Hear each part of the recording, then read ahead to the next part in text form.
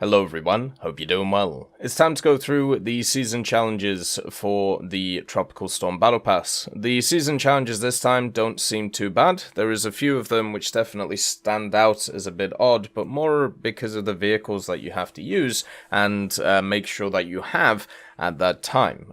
So we'll go through all of them, and then if there are specific challenges during doing them that I feel like are a little bit harder than I thought, then I'll do individual videos on them. There'll also be chapters in this video, so you can go to any specific challenge that you're worried about and kind of go through them and see what's going on. Let's get into them.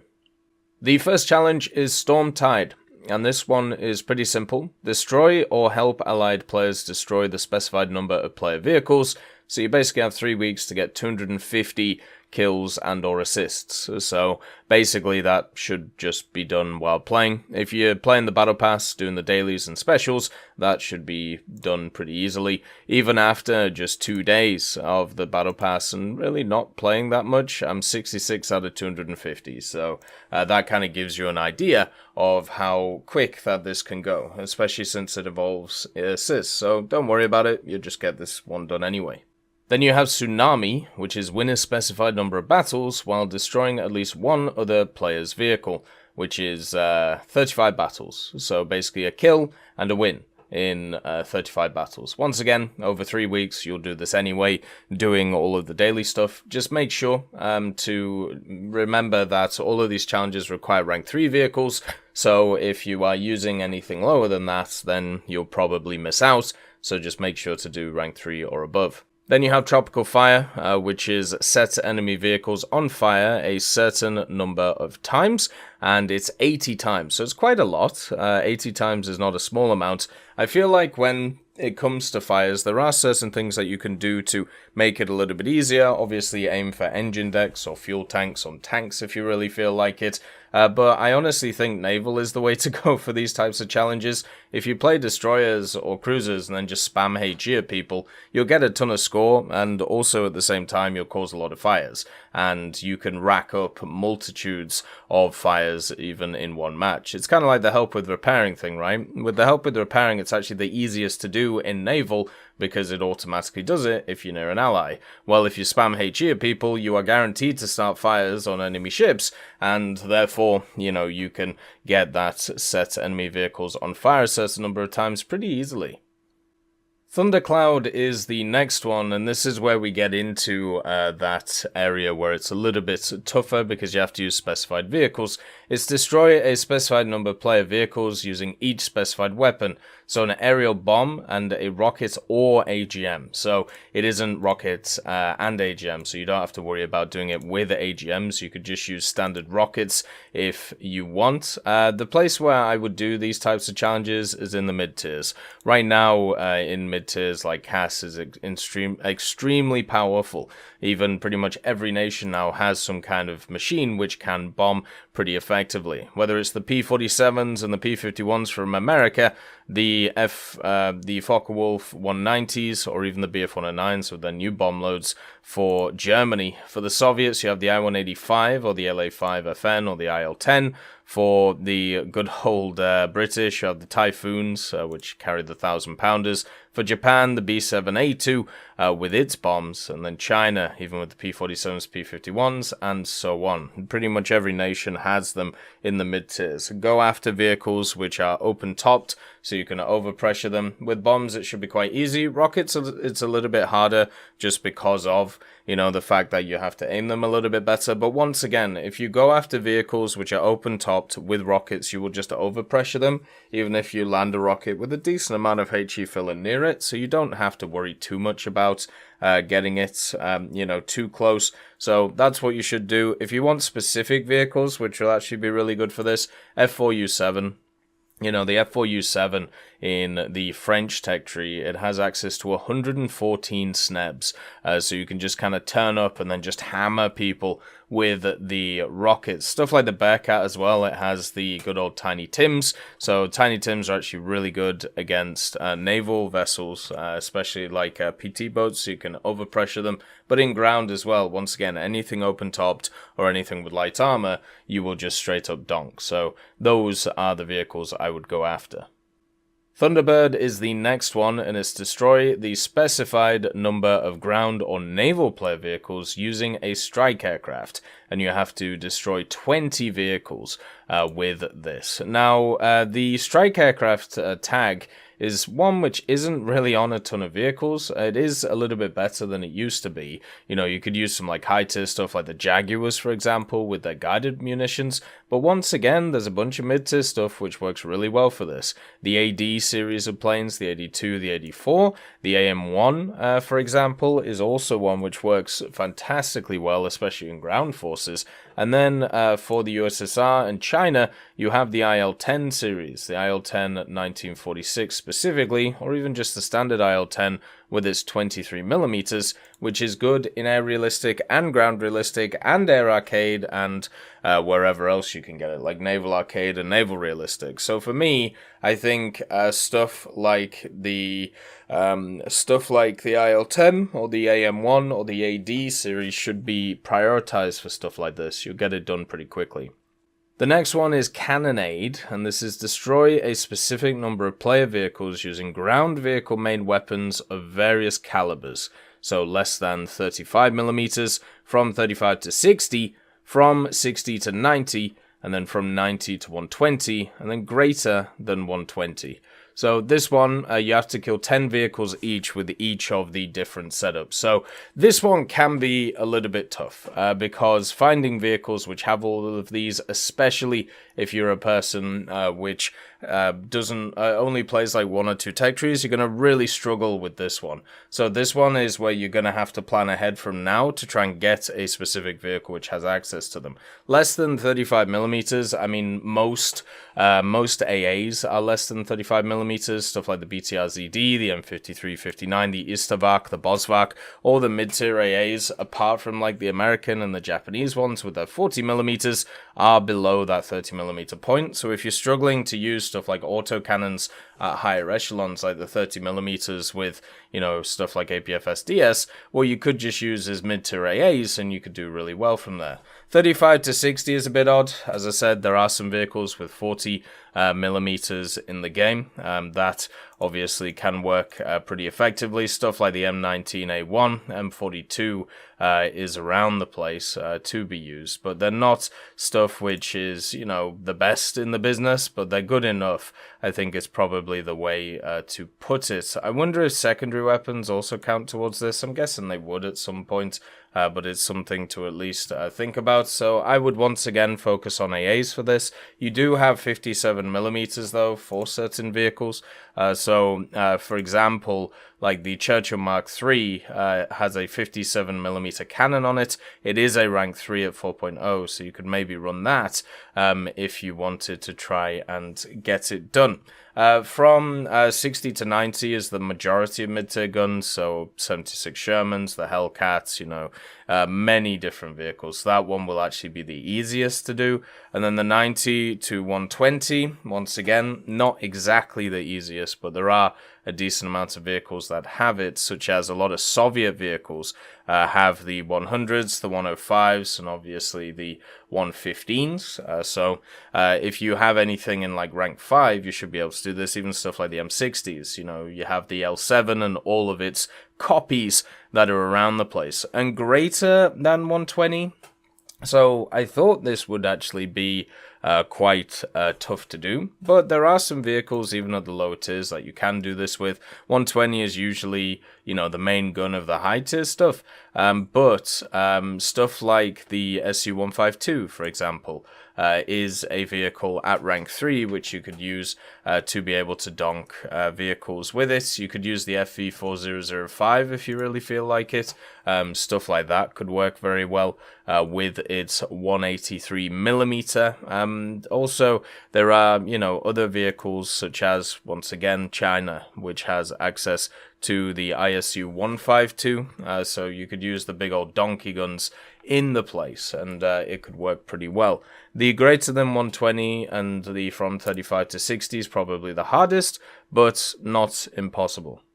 The first one where you really need specific vehicles is Coastal Aggressor, and this is one they've actually done in the past. Deal the specified amount of damage while using a coastal vessel gun with a caliber of at least 75 millimeters. So this is one where it does get a bit tricky, because you've got to remember that the general way that these challenges work is you need to use rank 3 or higher vehicles. So if you haven't ground out specific vehicles in the tech trees, you won't be able to do this. For example, stuff like the Americans, all they have access to is the 3-inch guns on the Cannonade, the Asheville, and I suppose the mortars from the PT boats, but they're never going to work. Because they just don't do any damage, or stuff like the Hawkwam, which you have to, bring in. So vehicles like that are kind of hard to get to, but there are a few which are a little bit easier than others. For example, the SF-40 Heavy for the naval side of things. It is a barge with access to 4 88mm cannons.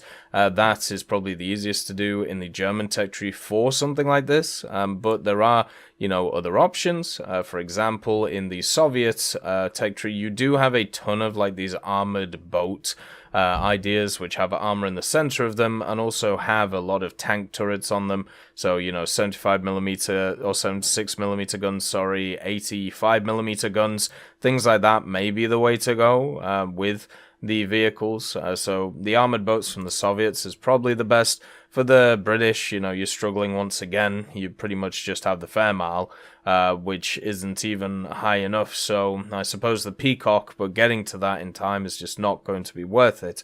And then Japan, you're just screwed. Like, you're going to have to get to the high echelons again. And Italy, do Italy even have one? I suppose the Gabbiano and also the Albatross, but that's it. So basically, I would play Germany and get the SF-40 or the armored boats from the USSR, because the rest of them is just going to take years to get to, and it's just not, worth the grind. The next one is Typhoon Approaching, and this is just receive a specified number of mission points where vehicles of the current season of the Battle Pass were used, so 20,000 mission points. This one shouldn't be too hard. It's basically, just play the vehicles that you've unlocked. The free vehicle in this Battle Pass, I can't remember specifically which one it is. Of course, the Strike Master is the high-end reward. You have the Archer, which is at level 38, and then the free one is the Breeder at level 51. So you basically just have to make sure that you get to the Breeder in time for this mission to be sorted, so you can get access to it. Pretty much as simple as that. Shouldn't be too hard to do. Then you have Storm Warning. This one's another one which is actually going to be pretty tricky, depending on how they define specific things. So it's destroyed the specified number of player vehicles using each type of vehicle: motor gunboat, tank destroyer, strike aircraft. And you only need to get 5 kills, by the way. So tank destroyers, there's plenty of them. They're all over the place. It's very easy to use them. Strike aircraft, exactly the same. Whichever one you used for the previous challenge, just use that one again. Whichever one you're comfortable with. IL-10, AM-1, AD-2, AD-4. Even if you really feel like it, I suppose you could bring out, isn't the Mosquito seen as a strike aircraft? Or the Beaufighter? Yeah, the Mosquito. You could really bring out the Mosquito if you really feel like it. But the big one, or the issue here, is the motor gunboat. So motor gunboat is actually something that isn't actually...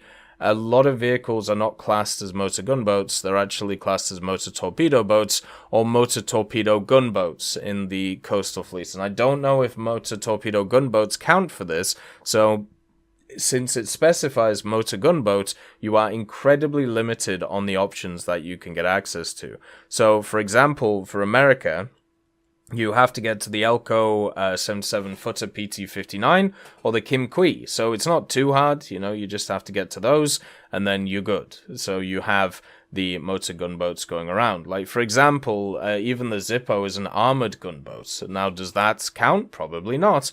For, Germany, you're just kind of screwed, because everything's a motor torpedo boat. The only things that you have, which are technically gunboats are ones which are named motor torpedo gunboats. So I have no idea if they even count. So you might just be screwed if you play that tree, unless you have the Christian de Grosse, which is the only motor gunboat in the tech tree. It's at rank 4 and it's in its own line, and it costs 120,000 RP. So just grind the American coastal tree, basically. For, like, the Soviets, you're also really screwed because everything's an armored gunboat or a motor torpedo boat. The only ones which are technically the area is the motor torpedo gunboats, which I don't know if they actually work or not, and that's the PR-206s and the MPK. So once again, you might just be out of luck. The easiest one to get to, though, is actually in the British tree, which is the Fairmile HLCS L2, which is at rank 3 at 2.3. It has a Valentine turret on it, so you can just kind of play that and have a bit of fun, and also run it with the Battle Pass vehicle. For Japan, you're just out of luck again, so you just lose when it comes to this motor gunboat idea. You just don't have any at all. And then for Italy, like, you do have a few. So Italy actually technically is the easiest one to get to. You have the MV611, which is at 2.3, but it's also one of the worst.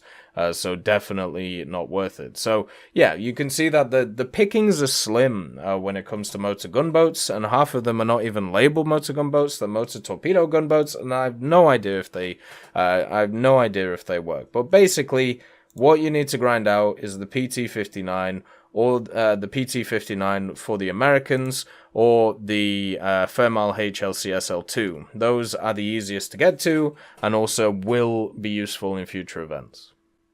The next one is Flash of Lightning, and this is receive a number of streaks, and it is 15 awards for intelligence. So if you don't know what intelligence are, it's when you scout a target and the target gets destroyed. You get an intelligence award. So all you need to do is just play some light tanks or some tank destroyers which have access to the scouting mechanics, and then just scout a bunch of vehicles and just let your team kind of kill them.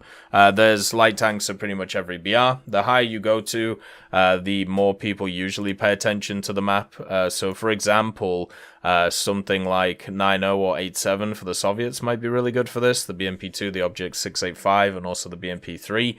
But at the same time, you could go down to the Su-57, which would do exactly the same thing. For America, you have the 5.7s with the Hellcats, or the 6.7s with stuff like the Scorpion, and then also the Ontos, which can be used. For Britain, you have a bunch of vehicles which have scouting too, the Roycats, the Eland, even stuff like the VFM5, or the new vehicle that they're bringing in, the Vickers Mark 11, which you could use. So whatever light tanks you are comfortable with, just use those. For me, I usually enjoy playing the Japanese light tanks quite a lot, stuff like the Type 60 SPRG, Type 87 RCV, and the Type 89, but they did nerf the 89 quite aggressively, and it's definitely nowhere near as useful to play. But once again, 15 intelligences over 3 weeks is a very tiny amount. You could do that easily in an afternoon. And then the last timed one is Monsoon season. So play a specified number of battles while being in the top 3 of your team. So you need 25 battles over 3 weeks, top 3. If you just need to go back to comfort for stuff like this. So anything that you feel like you're powerful with, you just need to go for. For me, trying to get stuff like this is kind of low tier rank 3s, 4.3 USSR, for example, or 4.7 Britain, areas of the game where I can do pretty well on the ground, get into an airplane and then go from there. Naval is also quite an easy time to get top 3 a lot of the time at a lot of BRs, especially if you're trying to do a lot of the other challenges of the season. But this one should hopefully, if you've completed all of the other challenges, kind of just come naturally at this point. So shouldn't be too hard to do. Now we go into the seasonal challenges. So these are the ones which you actually get while playing the Battle Pass. You unlock them at specific areas of it, specific levels as you go through. So the first one that turns up is at level 21, and the actual mission itself is Tireless Hunter. So you have to destroy 3-player vehicles without losing your own while driving a tank destroyer a specified number of times. So basically you need 3 kills 15 times without dying in a tank destroyer. There are plenty of very powerful tank destroyers in the game.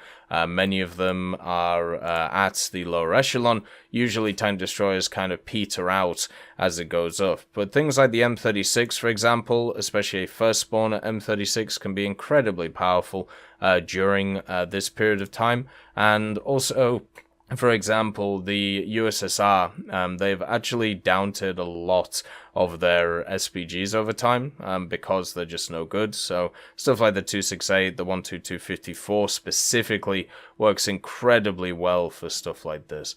You want a vehicle which has a decent amount of armor, even on the top of it, so if it gets bombed, or if you can't get like 3 kills before the planes start turning up, you can still defend yourself against them. So things like Jagdpanthers, Ferdinands, and things like that work really well. The Raketen Automat is probably my pick for this, though, just because of how quickly you can get kills and how stealthily you can do too. There are just a ton of mid-tier SPGs, though, which are pretty decent. I would go for the Raketen Automat personally, just because that is a favored vehicle.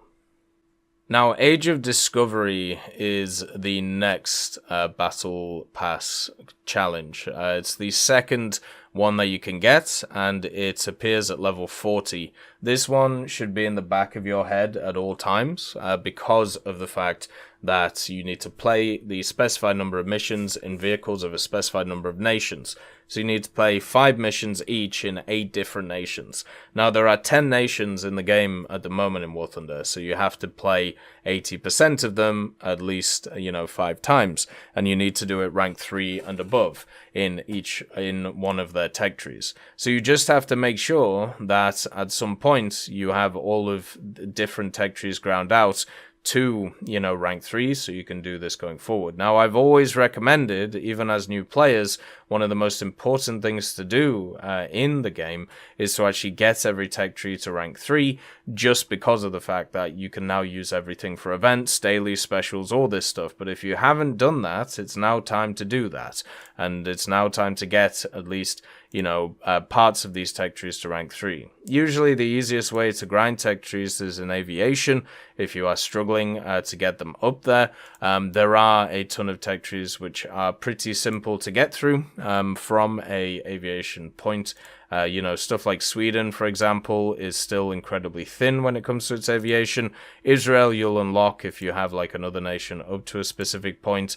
And if you keep to the minor nations to be able to get those guys up to rank 3, Japan, China, Italy, France, Sweden, that's most of the job done already. And then you just have to sort out some of the major ones which have more vehicles to go through. But this is just something that should be planned for going forward, and also understand you get this for the next few battle passes too. This is like a recurring mission that they do all the time, so it should be at this point something that's ingrained in people's heads.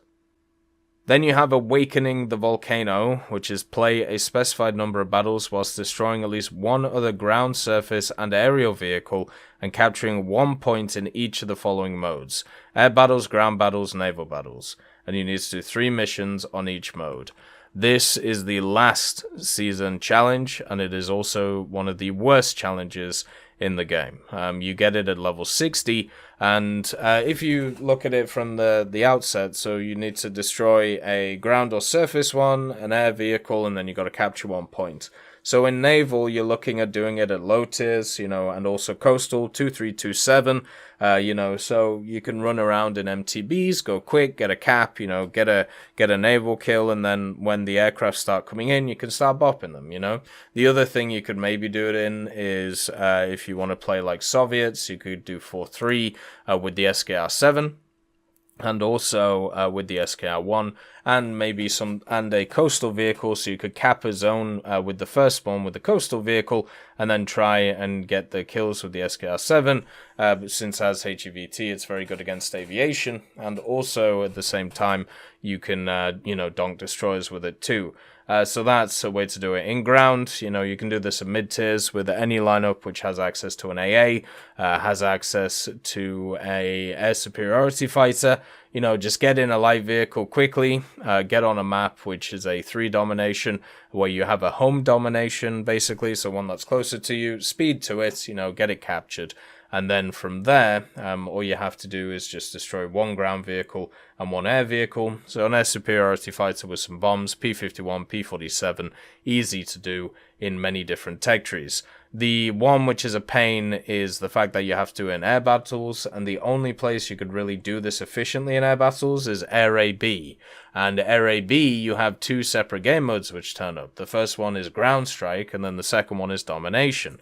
So if you're playing Ground Strike, what that basically means is you can't do this, because you can't capture a point. So you have to hope for a domination battle, and then you have to be able to hit it up and make sure to get a airfield cap, and then afterwards you can focus on getting a ground kill, because usually the ground stuff disappears very quickly in those maps. People literally just gun for them at the start of the battles, so make sure that that is something that you prioritize.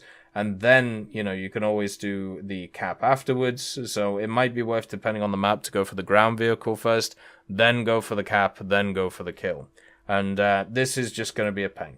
Do it at mid-tiers, so at least your queue times are short, and half the time, if not the majority of the time, you will not get those maps. I remember when this came around last time, I actually did a tally, and it was 7 ground strike maps to 3 or 5 domination maps. So it wasn't that bad, but it was still annoying every time you got into those. So that's just a patience one, and since it's a seasonal challenge, it won't be one of those that you have a short period of time to do. Hopefully by the time you got to level 60, there's still plenty of time in the battle pass, so you can get it done. That one's a big pain, so hopefully it goes okay. The last one is conquering the storm, and this is just complete all of the season's challenges, and then you get kind of a bonus amount of points. I think it's 4.5 levels, which is quite good. So obviously this one, you just have to complete the rest, so it's no biggie. This set of challenges, there's 3 or 4 of them which are just a pain, and you need to use very specific vehicles. The rest aren't that bad, so I would say this is harder than the last set of challenges. The last set of challenges were pretty easy, but this is more standard for what we're kind of used to when it comes to the Battle Pass and what to look forward to. I think it'll be fine, and if anybody needs any clarification on anything specific, make sure to stick it in the comments so we can have a look at it. And as always, I hope you have a wonderful day, and I'll see you next time. I'd just like to thank Brendan Quinn, Vilneus, Character Fuel, Juan the Panda, Carrion Crow, Gus Irenicus, Pyman, Merciless Reaper, Orange Tail, Teddy, Daniel Stanton, Moxie, B. Young, Bareen, Peter Grayling, Alan Hacker, Sem Alslan, Uncle Bean, and Derek R., and also Lafouche for supporting the channel.